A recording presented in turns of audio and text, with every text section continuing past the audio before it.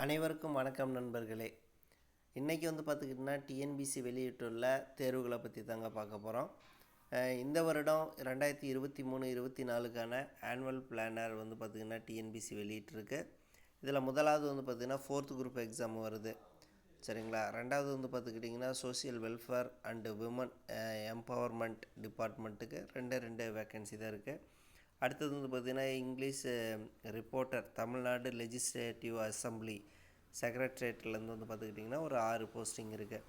அடுத்தது பார்த்துக்கிட்டிங்கன்னா ஃபாரஸ்ட் டிபார்ட்மெண்ட்டில் 1264 போஸ்டிங் இருக்குது.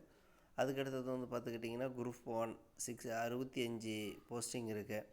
அடுத்தது பார்த்துக்கிட்டிங்கன்னா இன்ஜினியரிங் சபார்டினேட் சர்வீஸில் பார்த்திங்கன்னா 467. அடுத்து எல்லோரும் எழுதுகிற மாதிரி பார்த்துக்கிட்டிங்கன்னா ஃபாரஸ்ட் டிபார்ட்மெண்ட்டில் 118 போஸ்ட்டும்.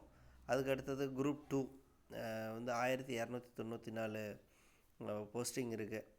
இந்த போஸ்டிங்லாம் அறிவிச்சிருக்காங்க. நீங்கள் அந்தந்த மாதங்களில் நோட்டிஃபிகேஷன் வந்தோடனே அதை நாம் அப்ளை பண்ணி எழுதலாம். போட்டித் தேர்வுக்கு இப்போலேருந்தே நீங்கள் தயாராகுங்க. தினந்தோறும் ஒரு 5-10 வினாக்கள் படிக்க ஆரம்பிச்சிருங்க.